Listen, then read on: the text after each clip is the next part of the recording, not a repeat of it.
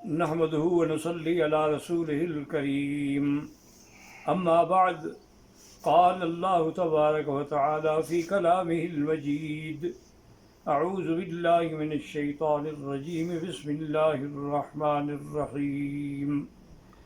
يا أيها الذين آمنوا كتب عليكم الصيام كما كتب على الذين من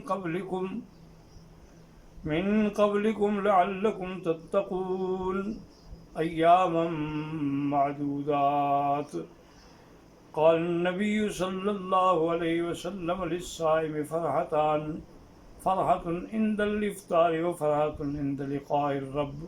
أو كما قال النبي صلى الله عليه وسلم صدق الله العلي العظيم وصدق رسوله النبي الكريم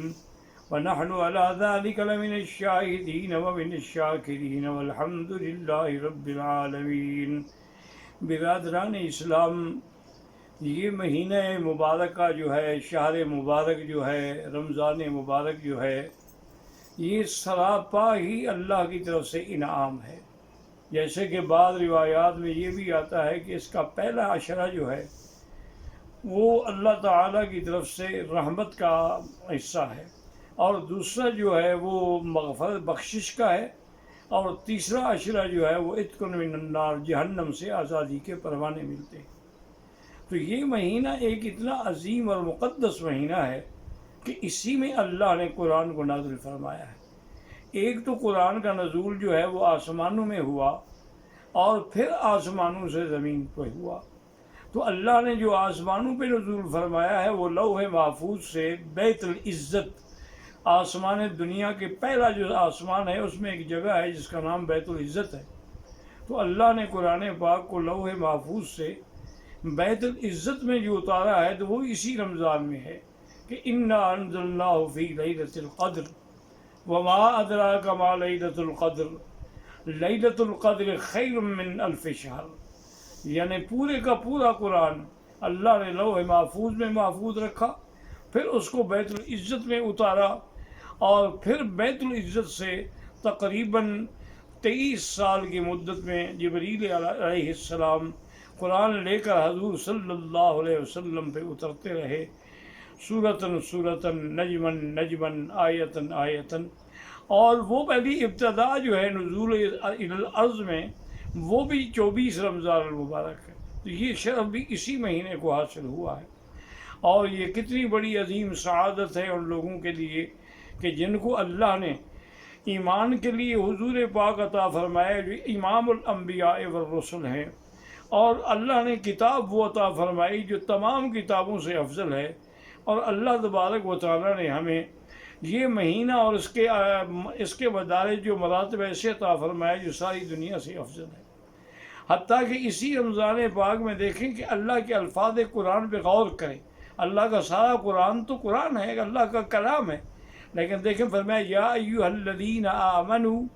اس سے اشارہ ہوا کہ یہ حکم ہم اپنے ایمان والوں کو دے رہے ہیں، ہم اپنے پیاروں کو دے رہے ہیں۔ جیسے کہ ایک باپ اپنے بچے سے کہتا ہے کہ میرے پیارے بچے یہ تمہارے لیے لایا ہوں میں۔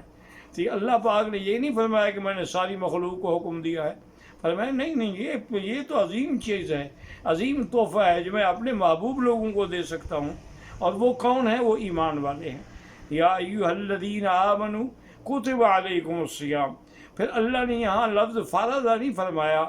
اللہ تبارک و تعالیٰ نے لفظ کتبہ فرمایا۔ اگر اللہ فرما دیتے کہ امرا، میں نے امر کیا، میں نے حکم دیا، لیکن یہاں لکھا کہ میں نے لکھا ہے، تو جس چیز کو اللہ لکھ کے دیں گے وہ کتنی بڑی اہم ہوگی، اس لیے فرمایا کتب علیکم الصیام۔ آپ لوگوں پر اللہ نے روزے رمضان کے لکھے ہیں، اور پھر ہماری تسلی کے لیے کتنی مہربانی فرمائی، فرمایا ڈرتے کیوں ہو؟ کما کتب علی الذین من قبلکم، تم سے پہلے جو امتیں گزری ہیں ان پر بھی تو ہم نے رمضان کے روزے لکھے تھے، تو اس لیے اس میں گھبرانے کی ضرورت نہیں۔ اور پھر یہ روزے کیوں ہیں؟ اس کا مجھے تو کوئی فائدہ نہیں ہے، اس کا فائدہ یہ ہے کہ تم متقی بن جاؤ، لعلکم تتقون، تاکہ تم اللہ سے ڈرنے والے بن جاؤ، پرہیز کرنے والے بن جاؤ۔ اور وہ کیسے بنو گے؟ کہ جن چیزوں کا اللہ حکم دیں گے اس پر عمل کرو گے، جن چیزوں سے اللہ روکیں گے ان سے رک جاؤ گے۔ اس لیے اللہ تبارک و تعالیٰ نے ہماری تسلی کے لیے یہ بھی فرما دیا، اور جب متقی بن جاؤ گے تو اللہ کے ولی بن جاؤ گے، کیونکہ ان اولیاءہ الا المتقون، اللہ کے ولی وہی ہیں جو اللہ سے ڈرنے والے ہیں۔ اور پھر آگے مہربانی فرما کے ہماری تسلی کی کہ ایام معدودات، چند گنے ہوئے دن ہیں، کوئی سارے سال کے روزے نہیں ہیں، سارے 6 مہینے کے روزے نہیں ہیں، 3 مہینے کے روزے نہیں ہیں، بلکہ گنے ہوئے دن ہیں، کبھی 29 اور کبھی 30۔ اور معدودات میں ایک یہ بھی اشارہ ہے کہ جب آدمی گننا شروع کرتا ہے نا تو وہ معلوم ایسے ہوتا ہے کہ وہ چیز جلدی ختم ہو جاتی ہے۔ آج پہلا روزہ ہو گیا جی، آج دوسرا ہو گیا جی، آج تیسرا ہو گیا، او یار آج تو 27 آ گئی۔ تو اس لیے یہ ایام معدودات۔ پھر اللہ نے ایک اور بھی کرم فرمایا کہ اگر تم میں کوئی بیمار ہے، من کان منکم مریضا او علی سفر، یا مسافر ہے، فعدۃ من ایام اخر، وہ ان دن قضا کر سکتا ہے، روزے نہ رکھے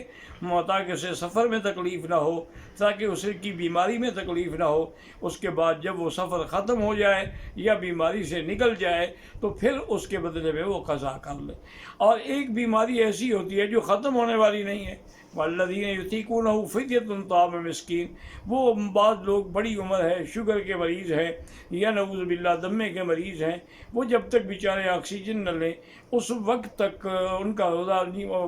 زندہ نہیں رہ سکتے، تو ان کے لیے بھی رعایت فرما دی کہ بس ایک مسکین کا کھانے کے پیسے جو ہے وہ تقسیم کر دیا کرو، یعنی ایک مسکین، اور تمہاری حالات کے مطابق تم اگر خود 20 روپے کا کھانا کھاتے ہو تو صدقے میں بھی 20 دو گے، تم اگر 5 روپے کا کھانا کھاتے ہو صدقے میں بھی 5 دو گے، یعنی جو تمہارا سٹینڈرڈ ہے، جو تمہارا معیار ہے، اس کے مطابق ایک بندے کے کھانے کے پیسے جو ہیں وہ چاہے پورے مہینے کے ادا کر دو، چاہے روز روز ادا کرو، چاہے آہستہ آہستہ ادا کر دو۔ اور اگر تندرست ہو جاؤ تو پھر پیسے صدقہ دینے کی ضرورت نہیں ہے، پھر تم اسی روزے کی قضا کر لو گے، یعنی ایک روزہ چھوڑا ہے تو ایک روزے کی قضا۔ یہ اللہ کی کتنی بڑی مہربانی ہے، کتنی بڑی عنایت ہے۔ اسی لیے اللہ تبارک و تعالیٰ نے